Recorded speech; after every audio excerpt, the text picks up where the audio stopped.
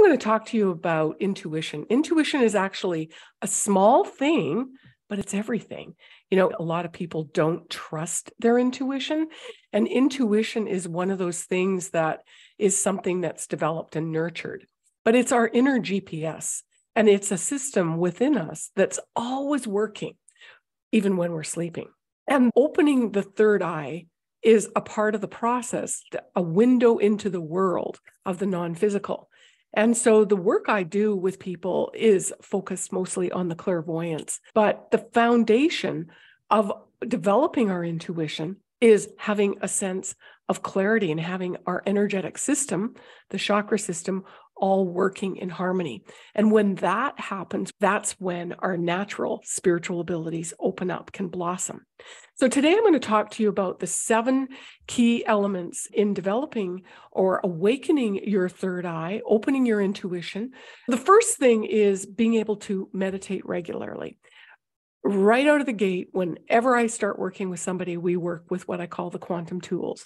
They're energetic practices. They're short guided visualizations, but they're a way to begin moving the energies, releasing blocks to still the physical body, the emotional body, the mental body, so that we can be present for any new information that might want to come in. It's a wonderful time not only to purge what's blocking your inspiration or your intuition or your creativity, that beautiful light and love that you have buried deep within you, but it's a time to just release. Yeah.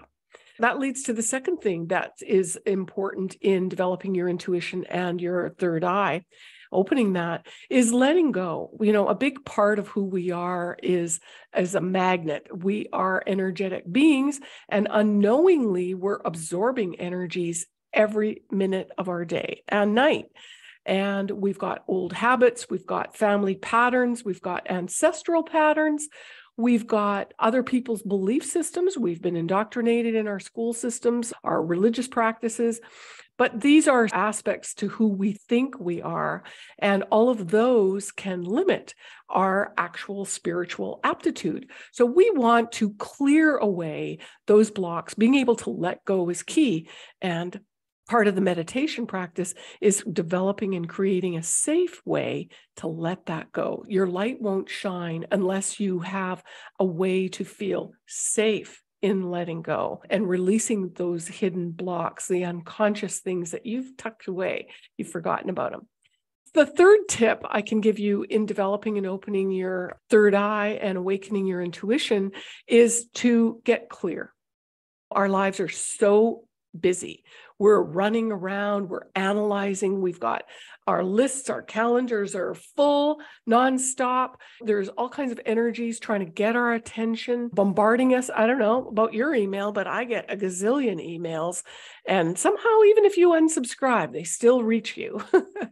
The energy tools that I teach and talk about is tool number 2 is about clearing the center of our head, clearing what I call the analyzer. That's a part of your mind or your brain that's constantly moving and grooving. You know, all those lists of things that you got to do, your worries of what if this happens, and if I don't do that, then this will happen. You know, your fears, things that are beyond your, what else? Anxiety. That is part of clutter that's just recirculating in the center of your head.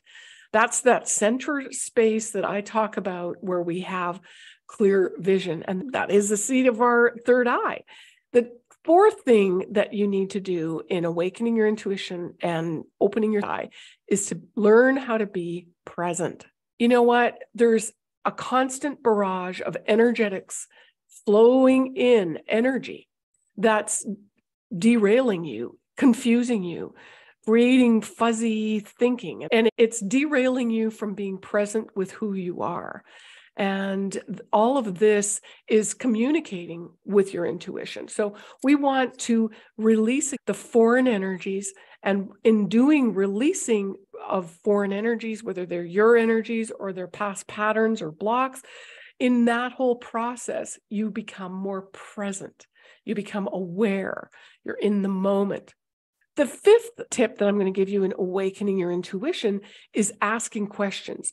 Receiving wisdom, it is a passive experience. You're simply receiving. I had an experience with one of my clients recently, and she got a message about her deceased son from his friend that said he didn't die the way they said. And so she got all tangled up and freaking out, thinking there was something wrong or medical malpractice or whatever.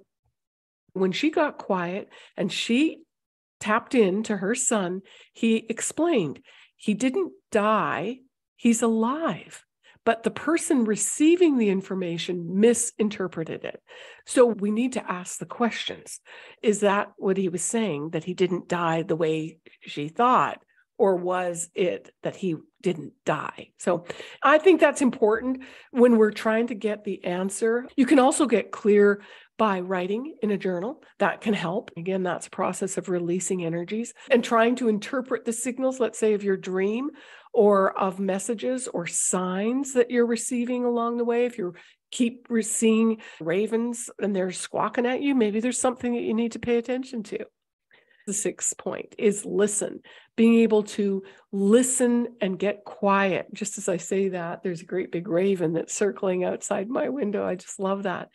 Our lives are getting busier every single day, as I said, with the email and we've got apps up the wazoo and your to-do list. And oh boy, the most valuable wisdom comes to us when we're open to receive it. But if you've got your schedule so busy and you don't have time to meditate, to tip number one, like I say to my students, if you don't have 15 minutes in your day to meditate, then you need 30. And if you don't have 30 minutes to meditate as we advance, then you need an hour. That means you're so busy, your life is so helter-skelter, you're a mess, and you need to up it. Devoting time every single day is very helpful in awakening your intuition and developing your third eye. The final tip number 7 in awakening your intuition is get expert guidance. You don't know what you don't know, and you can't see what you can't see. And having somebody that's expert that can guide you along that way and understand you can't just do a YouTube download and open your intuition or open that third eye. You're asking for trouble, okay? There is exact steps to take that will rapidly increase and open your abilities, but you need to do it in a safe, practical, prudent way, in my opinion. I know from experience that if you're in a hurry and you're trying to open things up, you're trying to pry it open, then you're headed for trouble, okay? So then there'll be too many voices in your head and you've got too many outside influences directing you do this and you got to do that. And if you wear some amethyst, that's going to open you up. Not. It takes patience. It takes practice. It takes self-discovery and dedication to yourself to allow your abilities to gently open like a flower. People say to me, when are my gifts going to open and blossom? If you've ever watched a rose in your garden, you can't just flip a switch and it's going to be open. You have to be patient. You water it, you fertilize it, and the sun has to be shining, right? One day you'll go out there and the rose will be opened.